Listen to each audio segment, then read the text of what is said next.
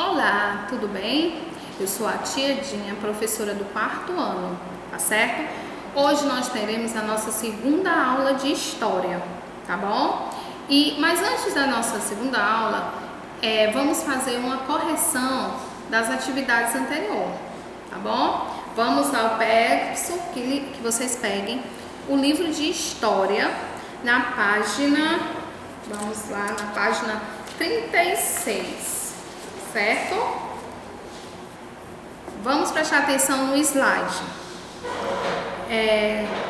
Circule o calendário que nós utilizamos para marcar a passagem do tempo.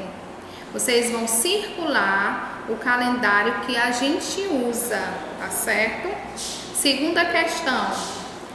Pegue um calendário do ano atual e marque os dias que você considera importantes.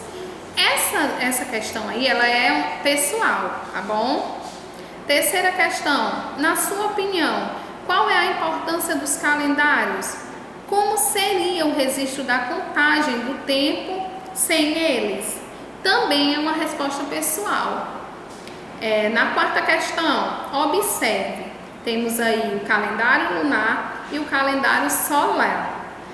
Quais diferenças você observa entre os dois calendários? Justifique sua resposta. Eu vou dar uma opinião da minha resposta, tá certo? Mas vocês podem escrever também com as suas palavras, o que vocês entenderam, tá bom? Porém, olha só, vocês percebem que um é solar, porque tem o formato do Sol, e o outro é lunar, porque tem o formato da Lua, tá certo?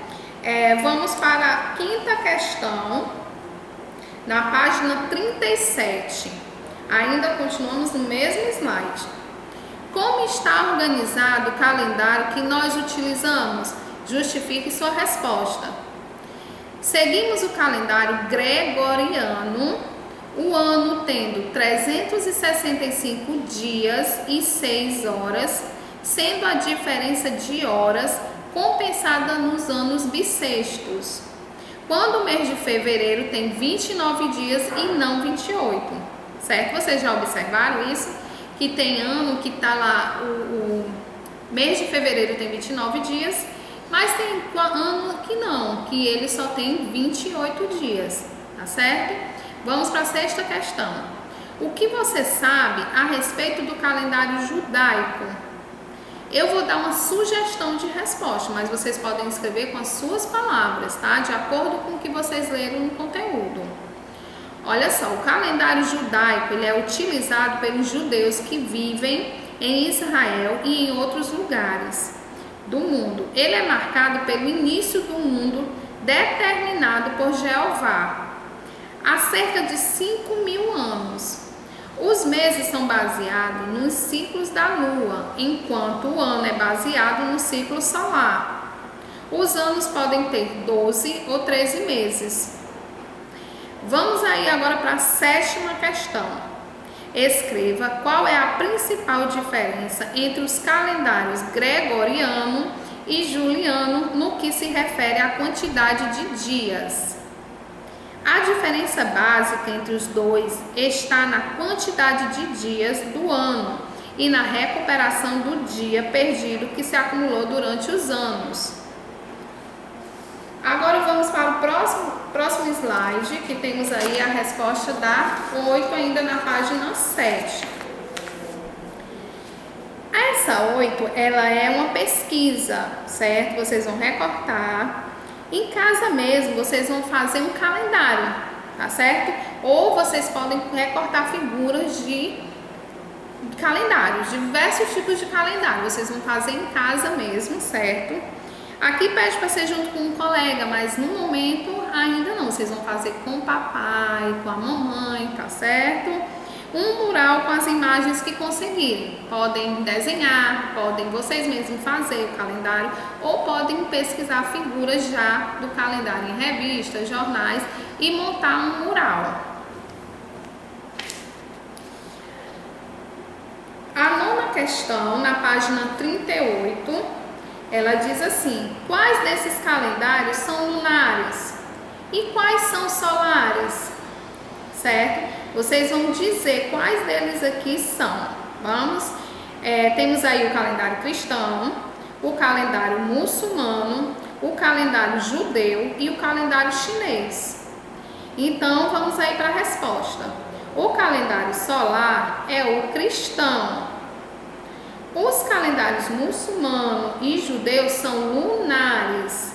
O calendário chinês é lunisolar, pois utiliza como referência o Sol e a Lua, por isso o nome lunisolar.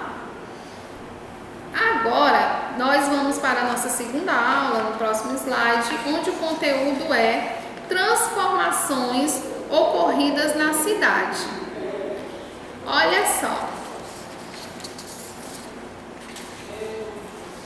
Nos dias de hoje, o nível de urbanização dos ambientes aumentou muito em relação aos primeiros tempos da humanidade.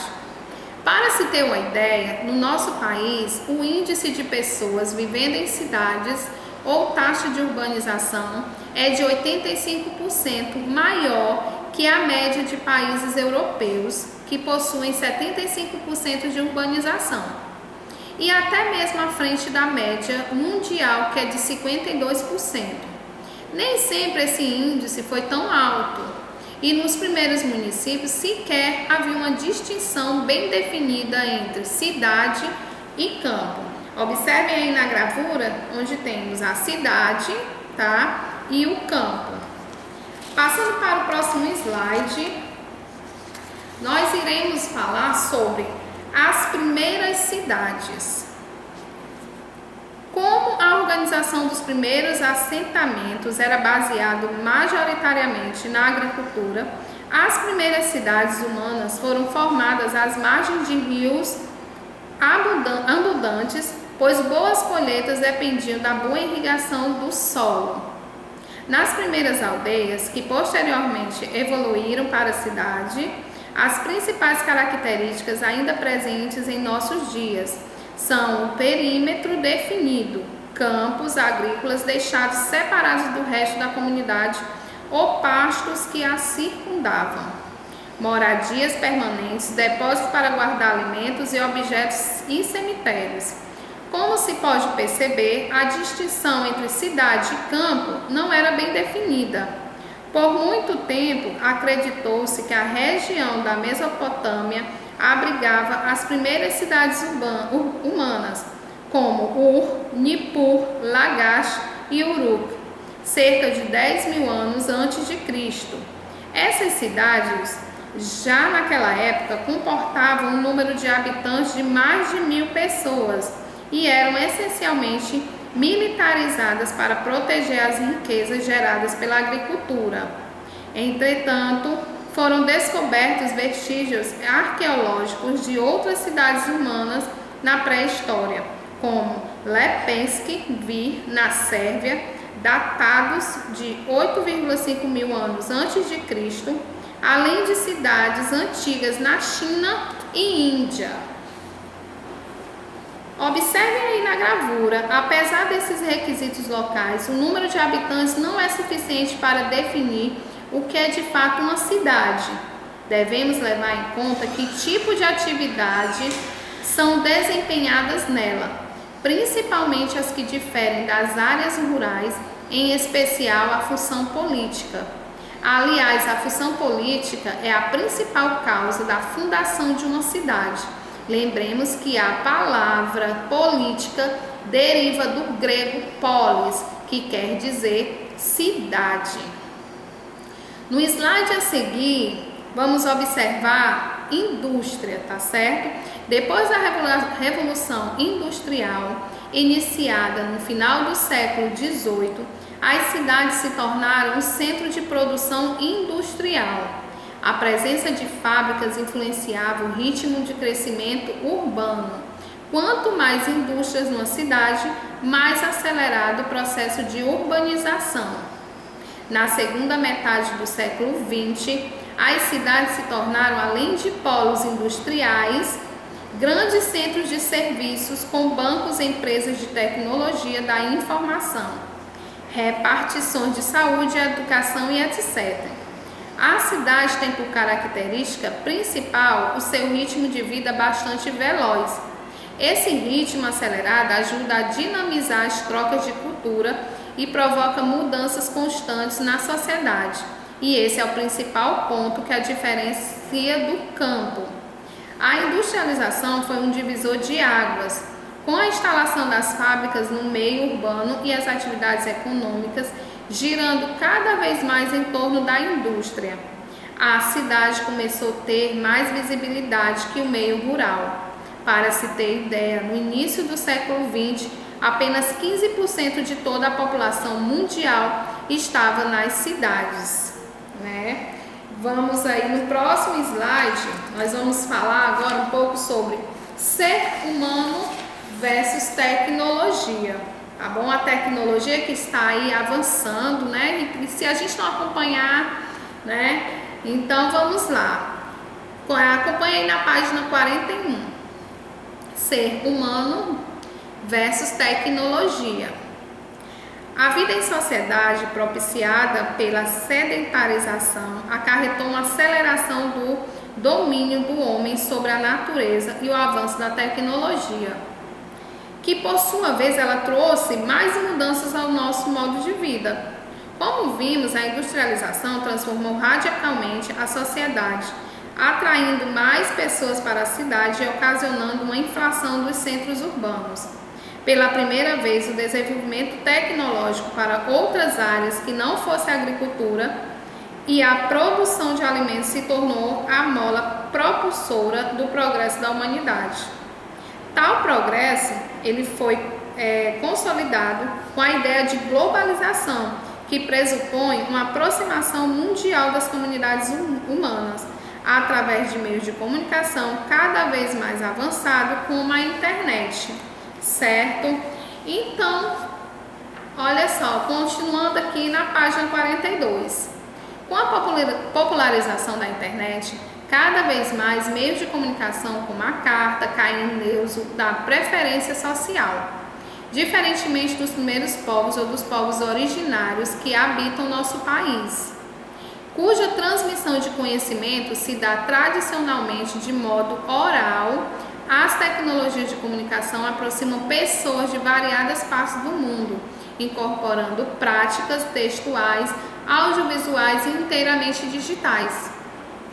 O ser humano, ao longo da história, desenvolveu diferentes meios de comunicação que aproximavam as pessoas e estreitavam relações entre os povos. Ainda aí na página 42, esse desenvolvimento, porém, como toda a história humana, não ocorreu do mesmo modo e ao mesmo tempo em que todas as partes do planeta, de fato, vemos que grande parcela das pessoas ainda não se integrou ao uso de tecnologias avançadas, mesmo dentro de uma mesma comunidade. Essa distinção pela grandeza e diversidade do modo de vida das cidades modernas é social, o que acaba separando grupos que possuem condições financeiras de adquirir tais recursos tecnológicos de outros que não possuem os mesmos recursos. E aí, vocês perceberam, né, a mudança, transformações desde lá do começo, de como eram as cidades, aí veio as indústrias, de como foi desenvolvendo as cidades, né, o campo, como tudo isso foi acontecendo. E hoje em dia, agora com a tecnologia muito avançada, muita coisa mudou, né? Muita gente consegue acompanhar, mas tem pessoas ainda que não conseguem acompanhar o desenvolvimento da tecnologia. Gente, então foi isso. Eu espero que vocês tenham gostado da nossa aula, espero que tenham entendido. Releia de novo o que você não entendeu, vai lá de novo, dá uma lida, tá bom? E vocês vão realizar as atividades no livro de História, nas páginas 43, 44 e 45, tá bom? E até a próxima!